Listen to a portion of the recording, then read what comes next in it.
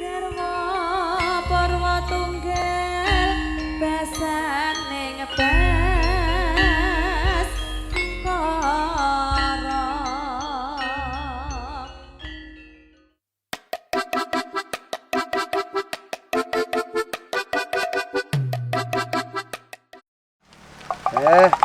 Ngene iki opo? Duit rong duwe. Tukul kok masih nakokne, Mbah Lurah barang nakokne. Piye carane? Lah ku arep golekne nyandi. Dan sedih. Ayo ngurung ngarit, arep ngarit malah ra semangat gara-gara petung karo Lurah karo Tukul lho. Galah era. Iya ya aku nek mau cedok Tukul terusan ujung-ujunge.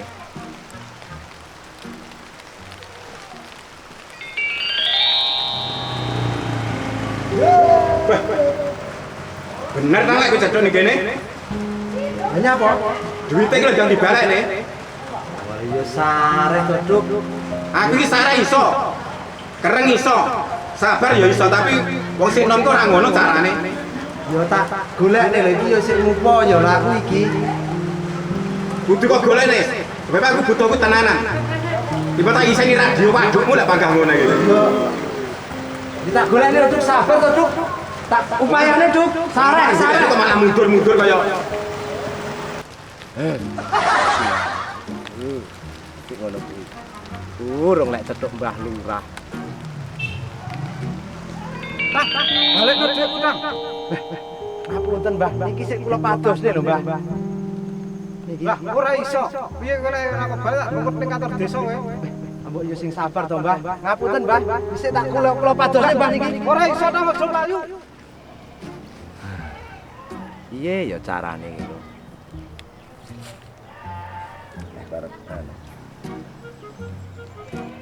Aha, aku ada ide.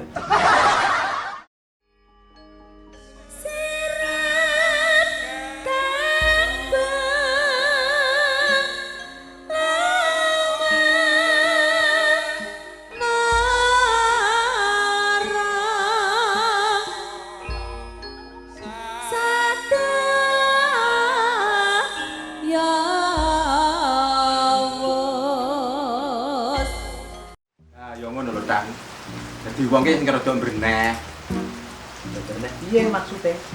Sampeyan arep balik nih duitku lagi mengke. Nah, wis padha suwi iki, Mang. Sampun Mbah Lurah, sampun. Sampun Mbah Lurah, sampun. Rasah terus menghibur. Ndak nggih balik nih duitku. Sik. Kadang pinarak sing ngene lho, Mbah. Enak ngene lho, Mbah. Mbah, Tukul, aku iki yo sir balikne duit sampean. Tapi terus terang ae iki sik tak golekne cara. Aku iki urung duwe saiki. Tapi aku iki duwe cara. Lah cara piye? Yo ngene lho iki.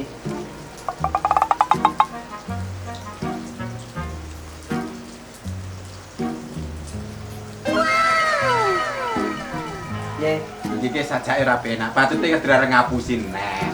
lah domong yo. Wes to. Kut bagi bertiga. Piye? Ya, piye? Nek dil kene lho, Dil. Lah Mbah Lurah pripun? Nek dil kene lho, ditumpuk kene nek dil kita kisah sahabat. Delek. Oh, ya yo, Dil. Sepakat. Ora ngira yen ngapusi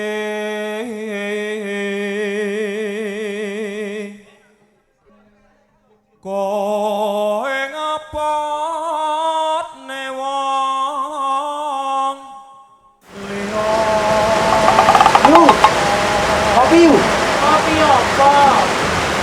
Kopi ireng kaya biasane. Min? Min? Min? Gawekno kopi sedengan ae. Iya, Bos.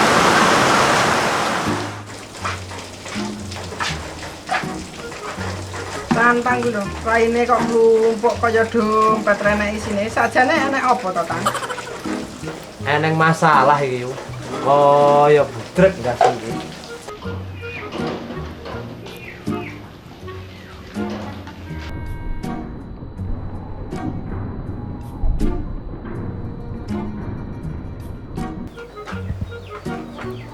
Jane apa lho, Tang, masalahmu kuwi? Iki ngene lho yo. Tukul ki ilang. Pak Miting golek kecot ki. Tekan saiki ora eneng kabar iki. Aku kuwatir patute ki digondol Druwo yo. Lah aja ngawur. Apa wis kok goleki nyang omahe? Wis. Malah tak tekokne jere wong omah nomore ra kena dihubungi. Karena yo bingung aku ki. Paling kecantol rondo. Sopo sing doyan? Ya karuane to yu lek digondol rondo. Lek digondol Druwo tenan. Sing arep kok kongkon-kongkonan sapa? Jale, Jal. Lah iya, Jal. Iya, Jal, piye, Jal? Gek karepmu piye? Yo karepku ki tak goleki arepan sampe cethuk. Tapi aku ngene iki pedah ya wis reneng bensine, iki arep tak ge mloka mlaku apa arep goleki tukul iki. Dadi aku iki bingung. Lah lek nyatu jatah tenanan, andak gawe tuku bensin iki lho eneng nyo. Ndak nggih budal lho. Iki arep ge sangu ngono to yo. Iya. Yo iki ki cukup ge tuku bensin. Ya terus nang tak ge tuku rokok apa? Pancen tenang ta. Engko lek sampamane lakoke wangi golek iki mesane keluargane. Lah kae lho cerenku nimbuli warung barang wayah Gresiki. Lelek tukul reneng. Sapa sing gelem koceni kono, Jal? Apa pancen kowe gelem koceni kono? Nyo tak tambahi lek ngono gerekno gen gek temu.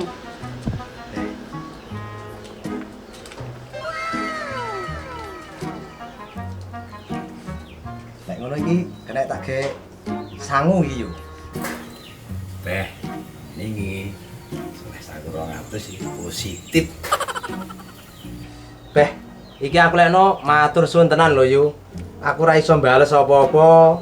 Budi baike sampean kabeh. Wis ming tak dongakne muga-muga sampean ki sehat awake, akeh rezekine. Diterima kabeh ngamal bersih lan Ora usah kok terusne, lek munggah mbleh pindang nggih budal kono. Beh, lek ngono aku nyuwun pamit iki yu.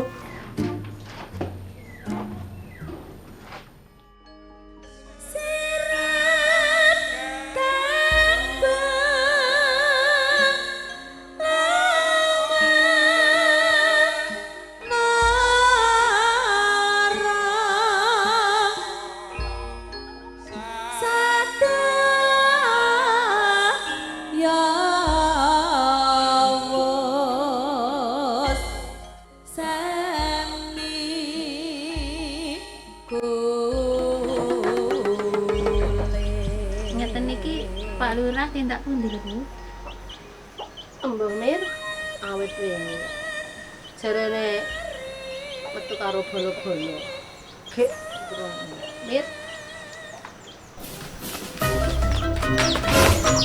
Bu, ketiwasan, Bu.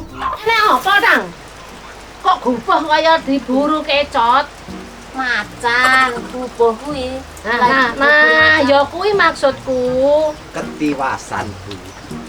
Pak Lurah niku sakniki los kontak. Los kontak piye, Tang? Nggih mboten saged dihubungi, nomere mboten saged dihubungi. Sakniki komprot. Lah apa wis sampean ngubungi wong anu kanca-kancane? Sampun kula tangletne malah nomere mboten saged ditelepon. Nggih kula niki bingung. Ngomong sing genah, Tang. Ngene lho yu, ceritane. Pak Lurah kuwi kan pamite mancing. Terus saiki iki nomere ora kena dihubungi. Aku ki bingung, sirku ya arep tak goleki, mrono-mrono ki arep tak goleki Pak Lurah kene endi tapi. Rande sangu. Nah, kuwi baru pinter. Aja ngono, Mir. Dasar ora duwe sangu. Kene tak sangunane ben goleki Mbah Lurah. Mergo aku ki wayah rebonding, peditor. Lek Pak Lurah ora mulih, aku bingung. Kok ya sik mikir macak wis bojone ilang. Wis tak sangoni ngene ae, tapi rupamu kok kaya ngono. Kene tak kei kaos, ganti kaos ya. Nggih. Lah, matur suwun lho, Bu. Lah, Kene tak sangoni. Iki kaose. nggih. Ganti. Iki ngono ki nang golek ana Mbak Lurah. Matur suwun, Bu. Nek ngoten iki sangune, kaose. Nek ngoten kula tak nyuwun pamit. Pamit kok njegidho kae randang budal-budal. Iki ki cukup lho. Yo digawe tuku bensin lah rokoke. Lagu lawas nih. Ya, Teh. Ini baru pinter. Wis matur suwun lho, Bu. Matur suwun lho, yu nek ngoten kepareng pun cantang badhe nyuwun pamit. Lumengser saking sasana Lirembakan. Nyuwun panjurung donga saking ibu kalian nyuwun mugi-mugi lampah kula mangke tansah sinarengan kalian berkah dongane panjenengan. iya. Tak pangestuni muga-muga lakumu jantrik-jantrik rana rubeda ing sambikala ya Nger. Wis tak pangestuni ya aja kaya bocah cilik. Terus aja noleh nyamburi ya Nger ya. Lah ngopo? Lah kuwi engko mesti njaluk tambah sangu.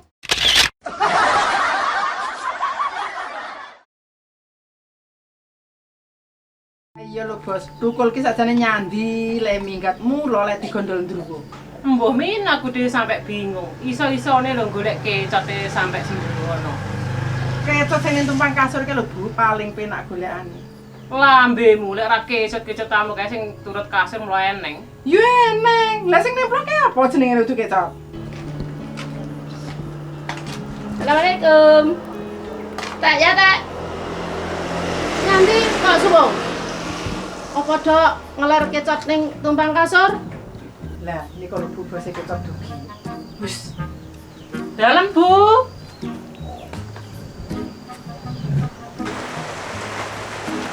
Jane nyapa kok padha ning mburi. Padha ngeler kecot apa piye? Aku gek nang milo anget, ndas mumet. Min.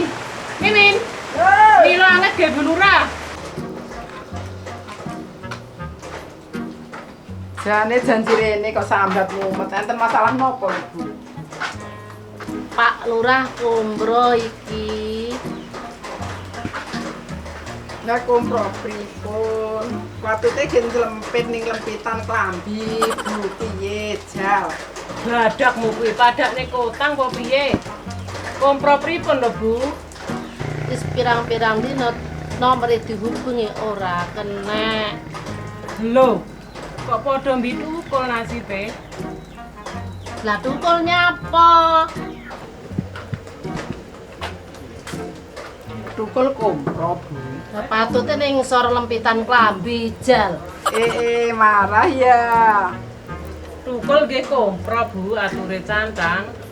Lek ngono iki ki tenanan to. Ayo bareng-bareng digoleki tukul Mbah Lurah. Kapan? Tahun ngarep, Min. Lah, ya suwi lek ngono. Yo saiki ndoro Mimin ujak ngomong kok bulet. LPG. Apa nih? Gas. Ora ngira yen ngapusi koe ngapotne wong.